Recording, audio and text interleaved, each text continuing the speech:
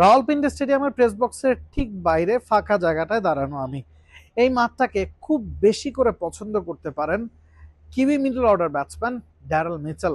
এই মাঠে দুটা ম্যাচ খেলেছেন, দুটাতেই তার সেঞ্চুরি। শুধু তাই না, এই মাঠে নিউজিল্যান্ডের পরের যে প্রতিপক্ষ বাংলাদেশ, তাদেরকেও খুব পছন্দ করার কথা ড্যারেল মিচেলের। কারণ মিচেল বাংলাদেশের বিপক্ষে 3টা ইনিংস খেলেছেন, 200-র উপর রান করেছেন, একটা সেঞ্চুরি আছে, একটা 50 আছে, এবং বাংলাদেশও তাকে কখনো আউট করতে পারেনি। তার মানে হচ্ছে রাওয়ালপিন্ডি স্টেডিয়ামেও তিনি কখনো আউট হননি, বাংলাদেশের বিপক্ষেও তিনি কখনো আউট হননি। তার উইকেটটা তাই সবচেয়ে বেশি ক্রুশাল হতে যাচ্ছে।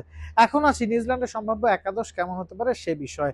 রাচিন রবীন্দ্রা নিয়মিত ওপেনার এই দলটার, তবে ইনজুরির কারণে তিনি প্রথম ম্যাচটাতে খেলেননি। এই ম্যাচে কি খেলবেন কিনা, খেললে আসলে কার জায়গায় খেলবেন?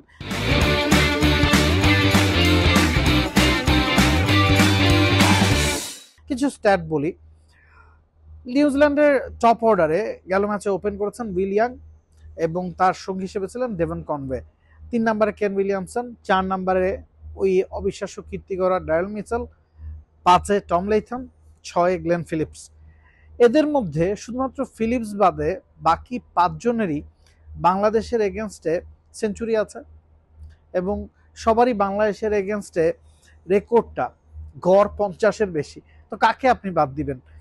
উইলিয়াম গেল ম্যাচে সেঞ্চুরি করেছেন, টম লেথাম গেল ম্যাচে সেঞ্চুরি করেছেন, গ্লেন ফিলিপসেরও তৃতীয় সিরিজে সেঞ্চুরি ছিল, কেন উইলিয়ামসনকে তো আপনি বাদ দিতে পারবেন না। ডেভন কনওয়ে ওপেনিং পজিশনে যে 3টা ম্যাচ, শেষ 3টা ম্যাচ খেলেছেন, একটাতে 90-এর ঘরে একটা ইনিংস খেলেছেন, একটাতে 40-এর ঘরে, একটাতে সম্ভবত 10 করেছেন, তো তার জায়গাটাও পাকা। তো রাচিন রবীন্দ্রাকে খেলাতে হলে কোন জায়গায় খেলাবে তা নিয়ে নিউজিল্যান্ড একটা মধুর সমস্যায় পড়তেই পারে। তো এই গেল 6 জন ব্যাটসম্যানের কথা।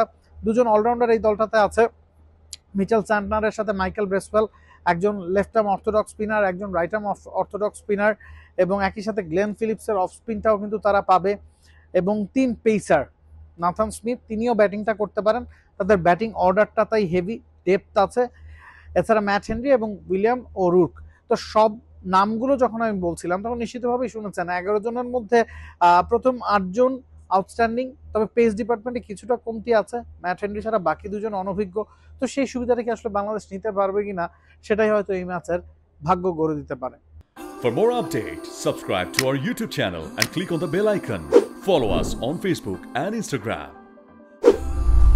Download T-Sports app to enjoy exciting games and highlights. Visit tsports.com.